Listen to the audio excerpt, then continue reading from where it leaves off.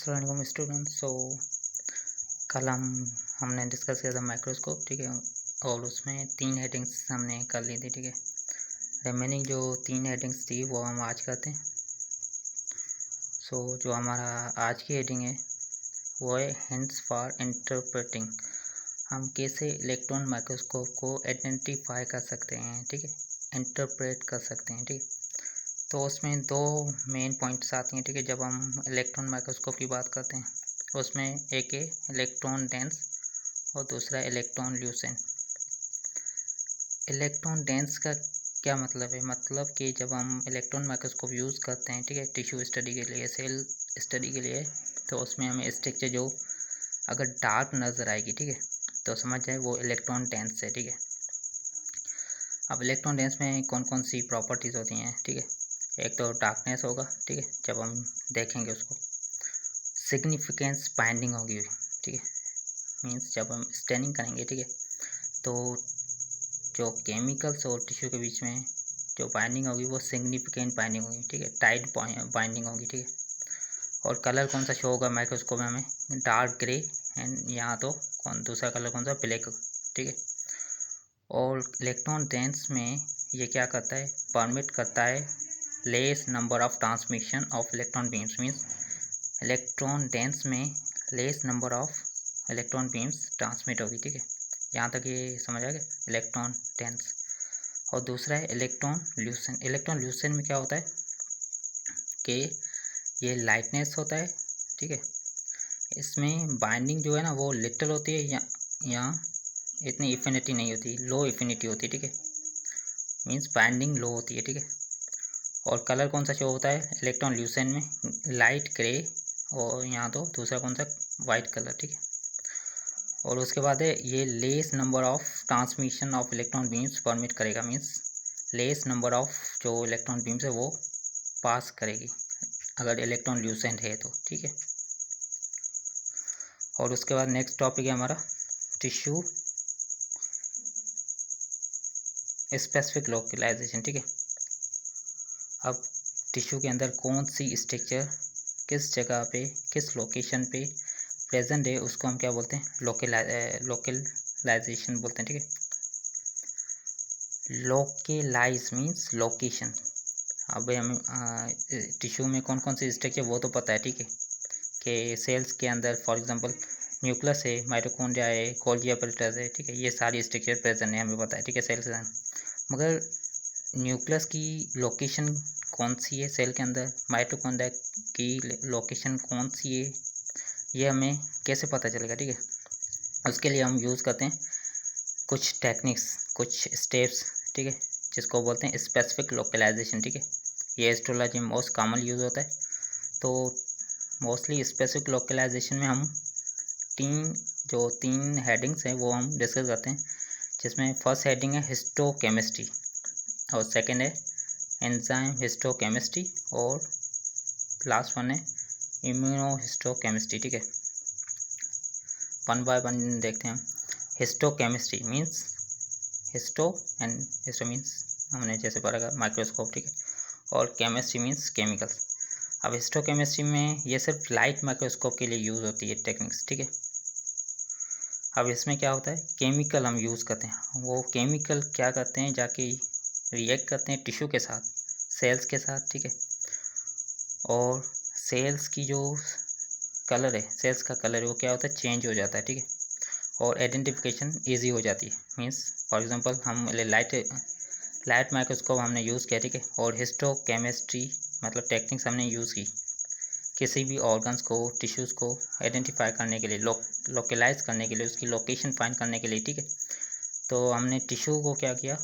React किया, किससे? Chemical से, केमिकल यूज़ किया, ठीक है। तो उस केमिकल ने जो हमने यूज़ किया उसने क्या किया? सेल्स का जो कलर है वो चेंज कर दिया, ठीक है। तो ठीक है, यहाँ तक समझ आ गया कि जब हम केमिकल को रिएक्ट कराएंगे, ठीक है, सेल्स को या टिश्यू को, तो क्या होगा? कलर चेंज हो जाएगा। अब कलर चेंज होने से क्या होगा? आइडेंटिफिकेशन ईजी हो जाएगी कि मतलब अगर हमने स्टैन किया, ठीक है, न्यूक्लियस का कलर चेंज हो गया, माइटोकॉन्ड्रिया का कलर चेंज हो गया, तो इससे क्या हुआ? हमें आइडेंटिफिकेशन का पता चल जाएगा कि न्यूक्लियस की जो लोकेशन है वो सेंटर पे माइटोकॉन्ड्रिया की, मतलब पेरिफेरी है, साइड पर है, जो भी है, ठीक है। और दूसरी हेडिंग है हिस्टोकेमिस्ट्री, एंजाइम हिस्टोकेमिस्ट्री, ठीक है। इसमें हम क्या करते हैं, और एंजाइम हिस्टोकेमिस्ट्री में हम दोनों माइक्रोस्कोप में ये टेक्निक्स यूज़ करते हैं, ठीक है, light microscope and electron microscope. अब एंजाइम हिस्टोकेमिस्ट्री में क्या क्या करते हैं, हम एंजाइम यूज़ करते हैं। एंजाइम की एक्टिविटी को चेक करने के लिए मेथड यूज़ होता है। अब कैसे एंजाइम की एक्टिविटी हम चेक करते हैं, फॉर एग्जांपल जैसे हमने किसी केमिकल को एंजाइम के साथ रिएक्ट करा। अब एंजाइम क्या करेगा, जो उसका रिएक्टेंट होगा, रिएक्टेंट मतलब सबस्ट्रेट, ठीक है, उसको रिएक्ट कराएगा उसके केमिकल से, ठीक है, जो हमने मीन्स केमिकल हमने जो यूज़ किया है उससे एंजाइम अपने सबस्ट्रेट को रिएक्ट कराएगा।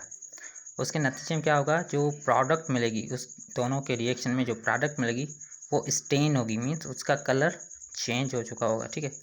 तो इससे क्या पता हम चलेगा, हमें एंजाइम की एक्टिविटी का पता चल जाएगा, फंक्शन का पता चल जाएगा कि एंजाइम किस लोकेशन पे या किस पॉइंट पे रिएक्शन परफॉर्म कर रहा है, ठीक है। सिंपल ये मेथड है, ठीक है। और थर्ड वन है इम्यूनोहिस्टोकेमिस्ट्री, ये एडवांस सिस्टम है, ठीक है, मोस्ट वाइवा में अक्सर पूछा जाता है।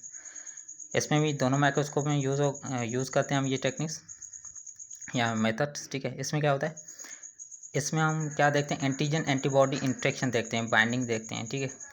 मीन्स हमने कोई एंटीबॉडी इंसर्ट की किसी टिश्यू में, ठीक है, किसी ऑर्गन में, तो वो एंटीबॉडीज़ लाजमी किसी एंटीजन के साथ जाके इंटरेक्ट करेगी, बाइंड करेगी, ठीक है।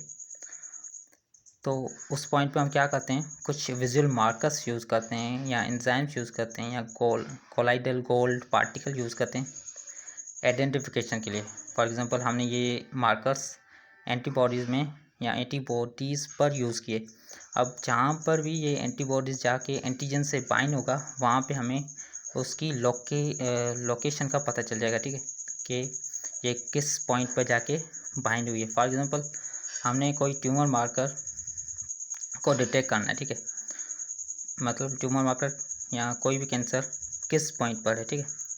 तो हमने बेसिकली कोई ड्रग्स वगैरह हमने एंटीबॉडीज़ में इंसर्ट कर दी, ठीक है।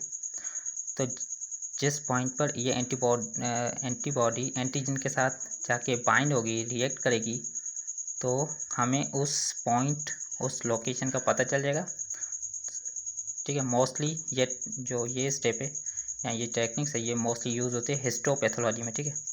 फर्दर आगे इसके बारे में डिटेल में बहुत डीप में पढ़ेंगे, ठीक है। सो हमारा जो अब लास्ट टॉपिक है वो है aspect of tissue preparation, tissue को कैसे हम प्रिपेयर करते हैं फॉर द माइक्रोस्कोप, ठीक है। तो उसके कुछ बेसिक स्टेप्स हैं, मैंने आपके लिए सिंपल फ्लो चार्ट बनाया है, ठीक है।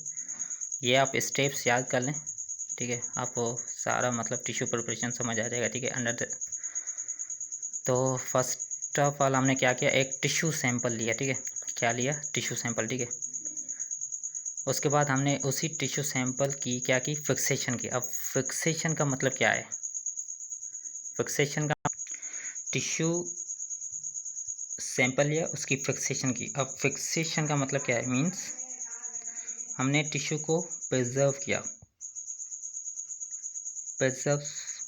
ठीक है, मतलब उसकी सेल्यूलर जो एक्टिविटी है उसको हमने स्टॉप कर दिया, ठीक है, रोक दिया, ठीक है। फिक्सेशन मीन्स प्रिजर्व करना टिश्यू को, मीन्स हमने क्या की, सेल्यूलर जो एक्टिविटी है सेल्स की उसको स्टॉप कर दिया। अब फिक्सेशन के बाद नेक्स्ट स्टेप है डिहाइड्रेशन। डिहाइड्रेशन मतलब टिश्यू में हमने वाटर को रिमूव करना है, ठीक है, वाटर को क्या करना है, रिमूव करना है, ठीक है। टिश्यू को पहले तो हमने टिश्यू सैंपल लिया, उसके बाद हमने उसकी फिक्सेशन की, ठीक है, मीन्स उसकी सेल्यूलर एक्टिविटी है उसको स्टॉप कर दिया, ठीक है। इसमें दो टाइप के केमिकल यूज़ होते हैं, एक होता है फॉर्मल्डिहाइड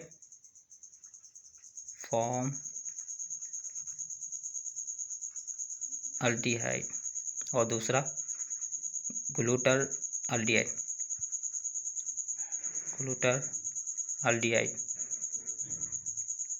ठीक है। फिक्सेशन के बाद डिहाइड्रेशन, ठीक है, वाटर रिमूव किया टिश्यू से। डिहाइड्रेशन के बाद एम्बेडिंग की। एम्बेडिंग का मतलब क्या है, मीन्स हमने टिश्यू को हार्ड करना है, टिश्यू को हार्ड करना है फॉर कटिंग, ठीक है। अब एम्बेडिंग की, ठीक है। उसके बाद हमने सेक्शनिंग करनी है, मीन्स जो टिश्यू को हमने हार्ड किया, ठीक है, अब उसको हमने स्मॉल स्लाइसेस में कट करना है, ठीक है। कट इनटू स्मॉल या थिन स्लाइसेस, ठीक है। सेक्शनिंग के बाद हमने क्या किया, स्टेनिंग की। अब स्टेनिंग का क्या मतलब है, ये एक टेक्निक्स होती है, ठीक है। क्या होती है स्टेनिंग, मतलब कि ये एक टेक्निक होती है। इसमें हम क्या करते हैं, टिश्यू को विजिबल करते हैं, ठीक है, कंट्रास्ट करते हैं टिश्यू को स्टेनिंग में। अब स्टेनिंग में कुछ किस्म की डाइज, ठीक है, यूज़ होती हैं। अब डाइज क्या है, डाइज है एरोमेटिक कंपाउंड, इसमें एसिडिक भी यूज़ होते हैं, बेसिक भी यूज़ होते हैं। अब एसिडिक अगर हम डाइज यूज़ करते हैं तो वो बेसिक जो कंपाउंड है टिश्यूज़ के सेल्स के, उसके साथ जाके बाइंड होगा। अगर हमने बेसिक यूज़ किए तो वो एसिडिक डाइज के साथ, ठीक है, मतलब हमने एसिडिक डाइज यूज़ किए। दो टाइप के हम डाइज यूज़ करते हैं, ठीक है, एक एसिडिक होती है और एक दूसरी बेसिक। ये बाइंड होगी किसके साथ, बेसिक के साथ, और ये एसिडिक के साथ बाइंड होगी, ठीक है। एसिडिक के साथ जैसे डीएनए हो गया, आरएनए हो गया, ठीक है, यहाँ तक समझ आएगा। तो एसिडिक बेसिक ये क्या है, डाइज है, डाइज। और स्टेनिंग के बाद हम जस्ट माइक्रोस्कोप में देखेंगे आइडेंटिफिकेशन के लिए, ठीक है। तो आई होप कि ये आपको फ्लो चार्ट में समझ आ गया होगा इजीली, ठीक है। और जो लास्ट टॉपिक है, ये वैसे लास्ट टॉपिक नहीं है, मगर मैं ऐसे आपको आपके अंडरस्टैंडिंग के लिए बता रहा हूँ। अगर हमने टिश्यू को स्टेन नहीं किया है, ठीक है, आप टिश्यू की हम कोई भी स्टेनिंग वगैरह नहीं करते, ठीक है, कोई भी डाइज वगैरह यूज़ नहीं करते, तो हम क्या करेंगे, जब हम अनस्टेन टिश्यू को लेते हैं देखने के लिए माइक्रोस्कोप में, तो उसकी इमेज क्या होगी, फेंट होगी या अनक्लियर होगी, ठीक है, कुछ भी सही से नज़र नहीं आएगा, ब्लर होगी, ठीक है। उसमें लो कॉन्ट्रास्ट होगी, मीन्स कोई भी चीज़ हम डिफ्रेंशिएट नहीं कर पाएंगे, ठीक है। तो उसके लिए हमें किस चीज़ की नीड है, मतलब कुछ ना कुछ तो हमें करना पड़ेगा ना, कि जैसे स्ट्रक्चर क्लियर हो जाए, विजिबल हो जाए, ठीक है। तो उसमें हम कुछ स्पेशल माइक्रोस्कोपी मेथड यूज़ करते हैं, जैसे कि हमें माइक्रोस्कोप में विजिबल इमेज देखने में आए।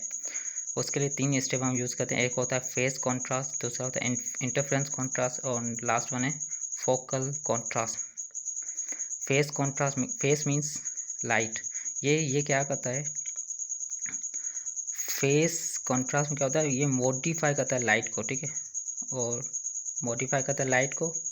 और ये हम यूज़ करते हैं लिविंग सेल्स को देखने के लिए, लिविंग सेल्स की एक्टिविटी को यूज़ करने के लिए, ठीक है। जब हम स्टेनिंग करते हैं ना, उसमें हम क्या करते हैं, टिश्यू को फिक्सेशन करते हैं, तो उसकी सेल्यूलर एक्टिविटी वो स्टॉप हो जाती है।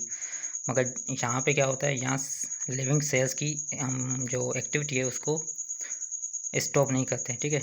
इसलिए ये टेक्निक यूज़ होती है फेस कॉन्ट्रास्ट, ठीक है।